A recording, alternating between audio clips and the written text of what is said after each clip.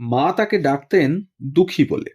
বামাখ্যাপা ছবিতে যখন বামার মায়ের মৃতদেহ শ্মশানে নিয়ে যাওয়া হচ্ছে, সুশীলা রানী হলের মধ্যেই চেঁচিয়ে উঠেছিলেন, ওরে, আমার দুঃখীকে নিয়ে যাচ্ছে। তা দুঃখীই বটে। জনম দুঃখিনী না হলে কি আর ৮ বছরের মেয়েকে রাত জাগা থিয়েটারে সখীর দলে হাত ঘুরিয়ে ঘুরিয়ে নাচতে হয়? নাকি একটু বড় হতেই এ মঞ্চ সে মঞ্চ করে শেষে হন্যে হয়ে ঘুরতে হয় স্টুডিও পাড়ায়? মেয়েটির ভালো নাম মলিনমালা। কে যে কেনই নামটি দিয়েছিলেন তা অখতিতই রয়ে গিয়েছে।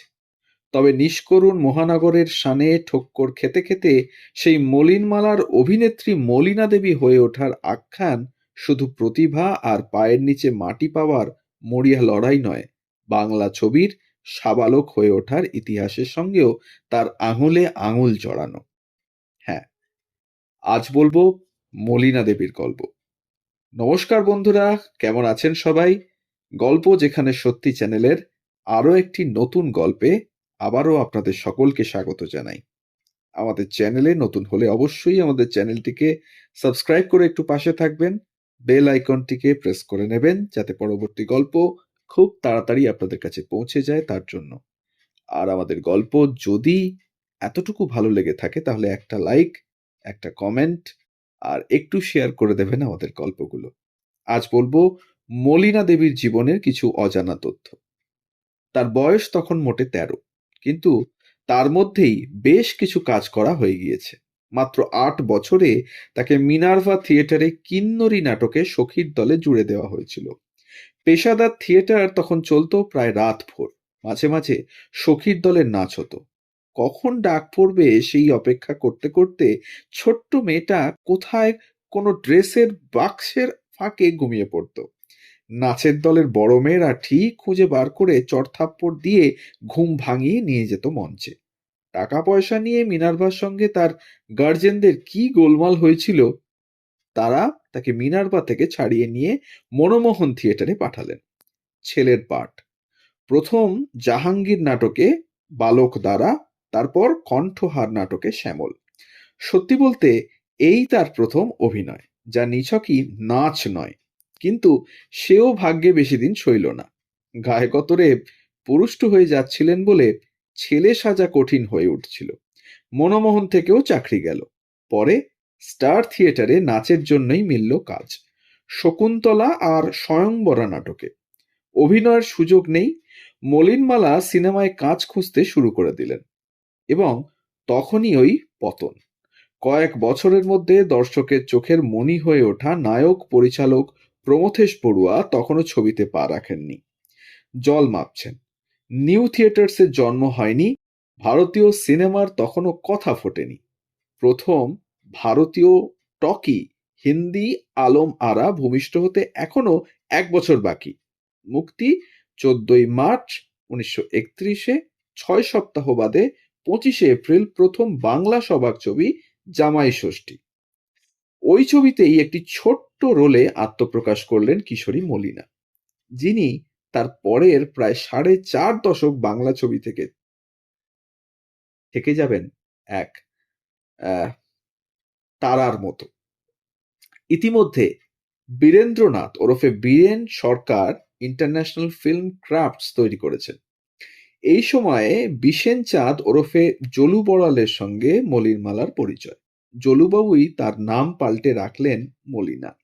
১৯৩১ সালে ম্যারন কোম্পানির দেবী চৌধুরানী আর ফিল্ম ক্রাফটসের চাষার মেয়ে ছবিতে মুখ দেখালেন তিনি। বলার মতো কিছু নয়, কিন্তু চাষার মেয়ে ছবি তাকে প্রথম জনসমক্ষে পরিচিতি দিল। ছবির সবাক হয়ে ওঠা বহু কিছু পাল্টে দিচ্ছিল তখন। রূপের জৌলুসে আর শরীরী সাহসিকতায় যে অ্যাংলো আর পার্সি মেয়েরা রূপলী পর্দা দখল করে রেখেছিলেন এতদিন, ঝরঝরে বাংলা এবং হিন্দি সংলাপ বলতে না পারায় তারা পিছু হটছিলেন। সেই শূন্যস্থান ভরাট করতে দ্রুত উঠে আসছিলেন কাননবালা, চন্দ্রাবতী দেবী, লীলা দেশাই, সুপ্রভা মুখোপাধ্যায় এবং মলিনা দেবীরা। সবাক যুগের প্রথম সুপার গায়িকা নায়িকা হওয়ার দৌড়ে বাকিদের পিছনে ফেলে এগিয়ে যান রূপবতী কানন দেবী। কিন্তু সময় যত গিয়েছে, স্রেফ অভিনয়ের জোরেই নিজের স্বাক্ষর তৈরি করে নিয়েছেন সমবয়সী মলিনা দেবীও। প্রথম দিকটায় সিনেমাতেও কিন্তু নাচই ছিল মলিনা দেবীর তুরুপের তাস। সে 1933 সালে দেবকী বসুর মীরাবাই হোক বা পরের বছর হীরেন বসুর নর্তকী নায়িকার ছবি মহুয়া। অভিনেত্রী মাধবী মুখোপাধ্যায় এক সাক্ষাৎকারে বলেছিলেন, শুনেছি মহুয়া ছবিতে মলিনাদির নাচের জন্যই প্রিন্স আনোয়ার শাহ রোডে একটি বাগান বাড়ি কিনে নিউ থিয়েটার্স 2 স্টুডিও করা হয়েছিল, এখন যেটা সঙ্গীত নাটক একাডেমি।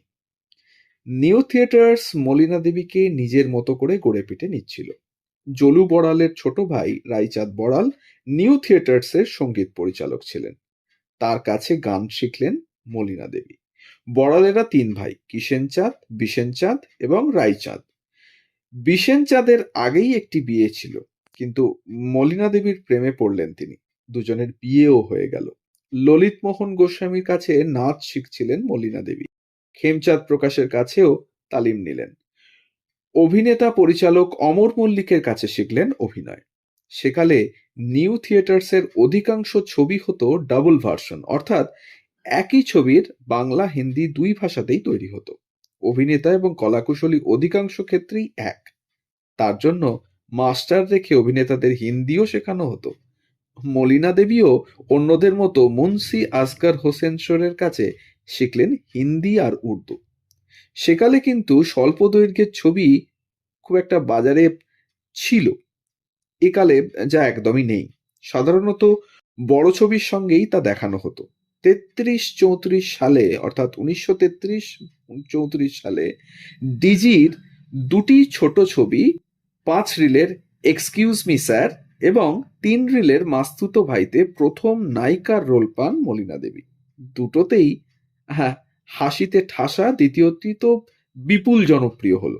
এরপর মহুয়া হয়ে ফের ছোট ছবি অবশেষে। নায়ক প্রমথেশ বড়ুয়া। 1936-এ বড়ুয়া সাহেবেরই পরিচালিত গৃহদাহ ছবিতে তিনি মৃণাল। 1938 সালে প্রফুল্ল রায়ের অভিজ্ঞান হিট নায়িকা মলিনা রইলেন সেই ছবির হিন্দি ভার্সন আভাগিনেও। বিপরীতে নায়ক পৃথ্বীরাজ কাপুর।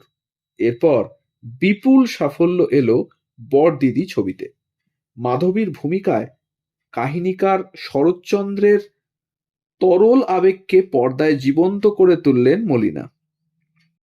তখনও তিনি হিন্দি সম্বোধন খুব একটা অভ্যস্ত নন।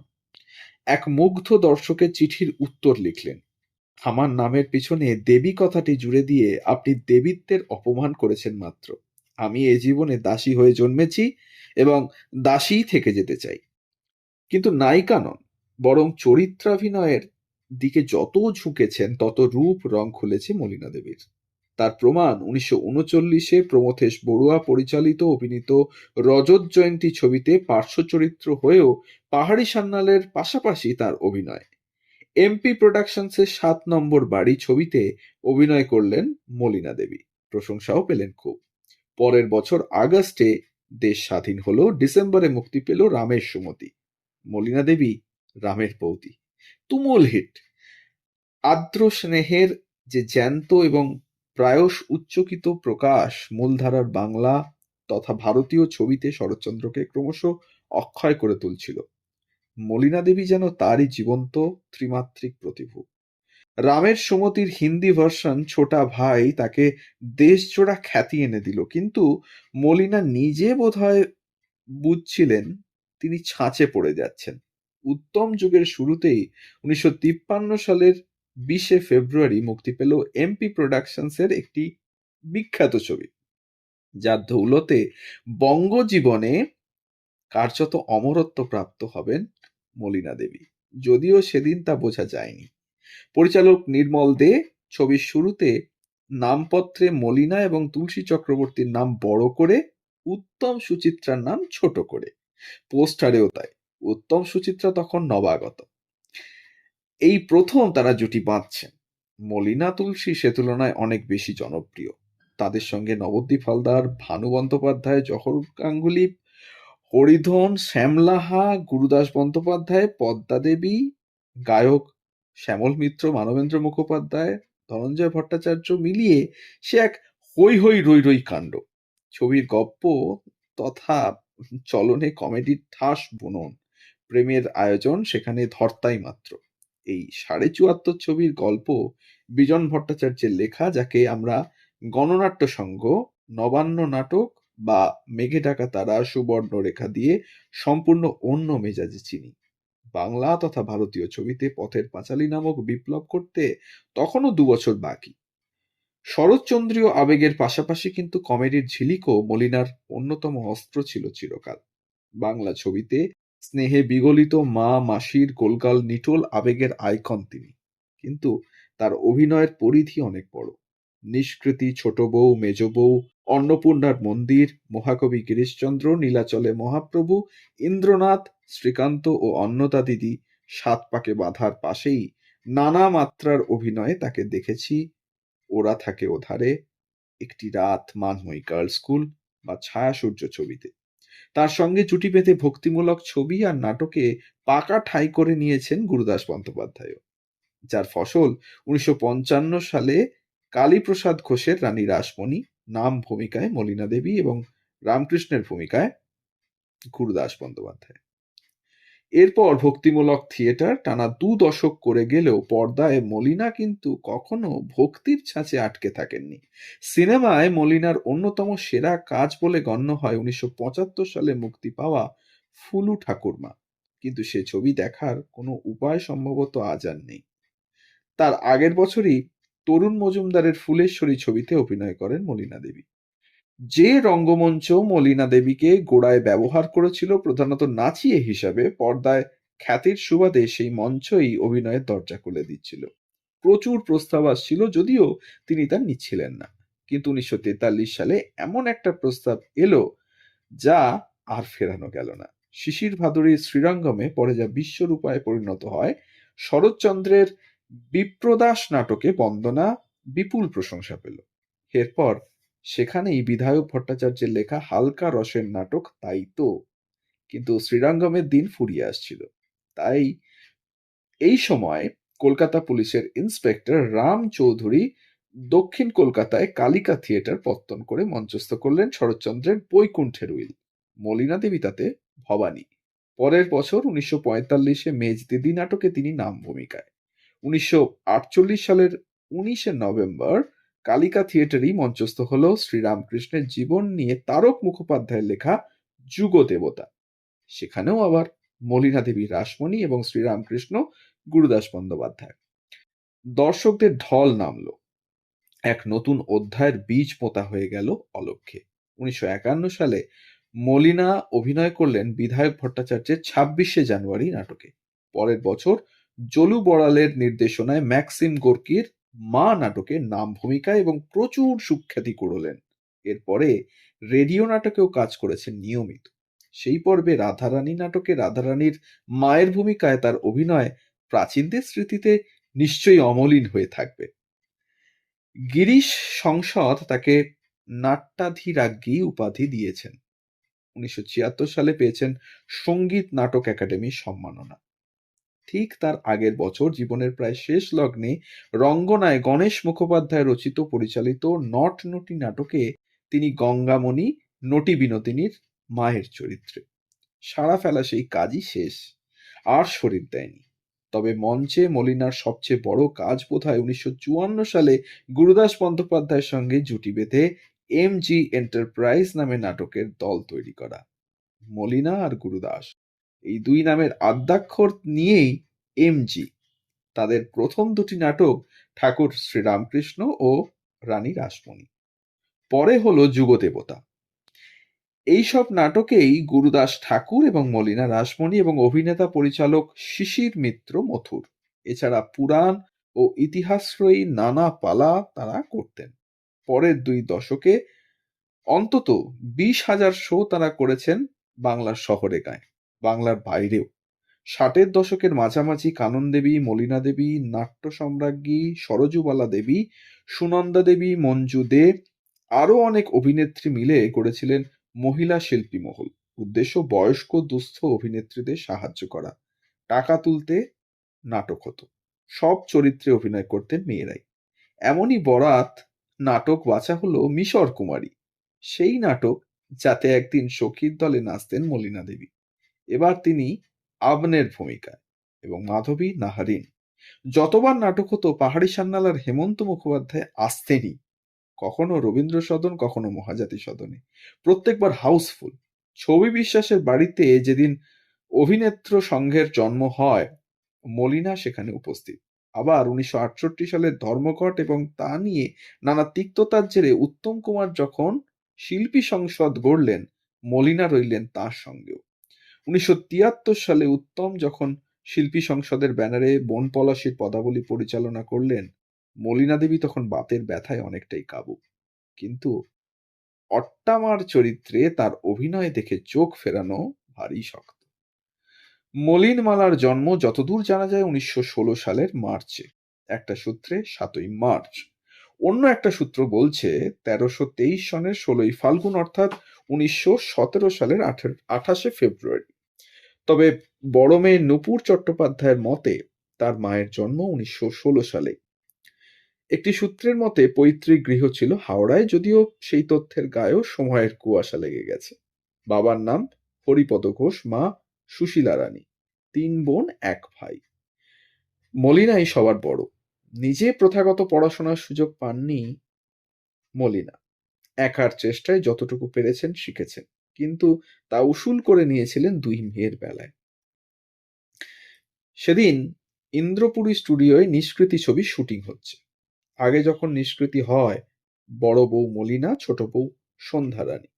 এবার সন্ধ্যা রানী বড় বউ আর মাধবী ছোট বউ। খবর এলো মলিনা আর নেই। সে দিনটা তার দেহ রেখে দেওয়া হয়েছিল। পরের দিন কেওড়াতলা মহা শ্মশানে তার সৎকার হয়। পরের বছর মুক্তি পেল তার শেষ ছবি ময়না। এইটাই তার শেষ ছবি, এবং এরকম একজন অভিনেত্রী বোধহয় বাংলা চলচ্চিত্র জগৎ আর কখনো পাবে না। এমনই একজন প্রতিভাশালী অভিনেত্রীকে আমরা হারিয়ে ফেলেছি 1977 সালের 13ই আগস্ট। আমাদের গল্প আজকে এটুকুই। আমাদের গল্প যদি আপনাদের এতটুকু ভালো লেগে থাকে, যদি আমাদের ইনফরমেশন পছন্দ হয়, তাহলে অবশ্যই একটা লাইক কমেন্ট করে পাশে থাকবেন, আর একটু শেয়ার করে দেবেন আমাদের গল্পগুলো, যাতে আমরা পৌঁছে যেতে পারি আরো মানুষের কাছে। সবাই ভালো থাকুন, সুস্থ থাকুন আর শুনতে থাকুন গল্প যেখানে সত্যি। আমরা থাকছি প্রতিদিন ঠিক সকাল 9টা থেকে 9টা 30 মিনিট। ধন্যবাদ।